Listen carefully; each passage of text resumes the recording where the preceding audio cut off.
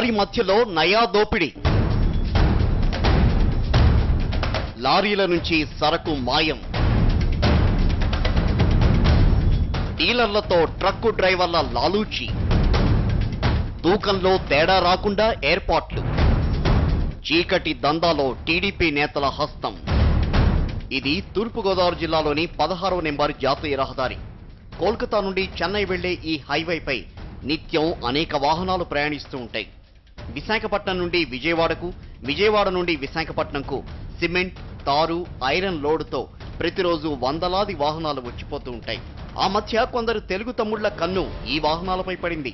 ఆయా వాహనాల డ్రైవర్లను దారికి తెచ్చుకుని అందిన కాడికి దోచుకుంటున్నారు.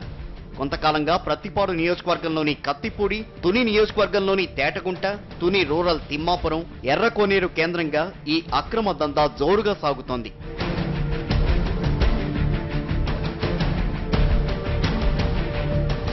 ప్రతిరోజు విశాఖ స్టీల్ నుండి 50 లేదా 40 టన్నుల ఐరన్ మెటీరియల్ లోడుతో పలు ట్రక్కులు విజయవాడ, హైదరాబాదులలో డీలర్ల వద్దకు వెడుతూ ఉంటాయి. ముందుగా వేసుకున్న ప్లాన్ లో భాగంగా కొన్ని ట్రక్కులు, లారీలు కత్తిపూడి హైవే వద్ద నిలిచిపోతాయి.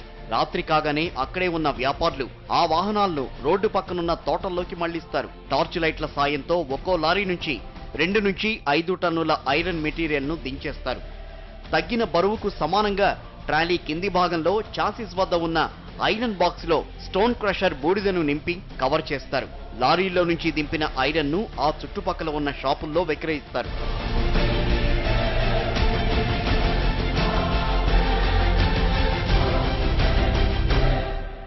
అలాగే విశాఖపట్నంలోని హెచ్పీసీఎల్ నుండి సరఫరా అయ్యే తారును కూడా తేటగుంట, ఎర్రకోనేరు, తుని రూరల్ తిమ్మాపురం హైవేకు ఆనుకుని ఉన్న పాయింట్ల వద్ద తస్కరిస్తారు. ట్యాంకర్లకు వేసిన కంపెనీ సీల్ తొలగిస్తారు. ట్యాంకర్లో వేడి పుట్టించి డ్రమ్ముల్లోకి తారు దించుతారు. మళ్లీ నకిలీ సీల్ను యథావిధిగా వేసి ట్యాంకర్ను పంపించేస్తారు. ఇలా డ్రమ్ముల్లోకి తీసుకున్న తారును రావులపాలెం, కాకినాడ, రాజమండ్రిలో ఉన్న కొందరు రోడ్ కాంట్రాక్టర్లకు విక్రయిస్తారు.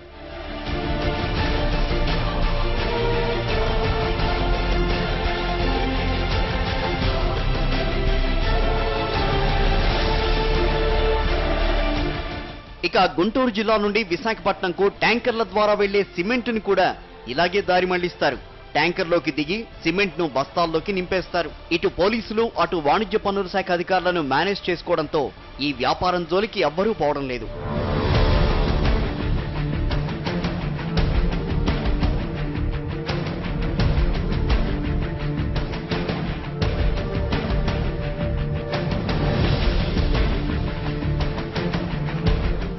జిల్లాకు చెందిన ఓ మంత్రి సోదరుడి అండదండలు ఈ అక్రమ వ్యాపారులకు ఉండడంతో అధికారులు ఎవరూ కూడా ఇటువైపు కన్నెత్తి చూడడం లేదు.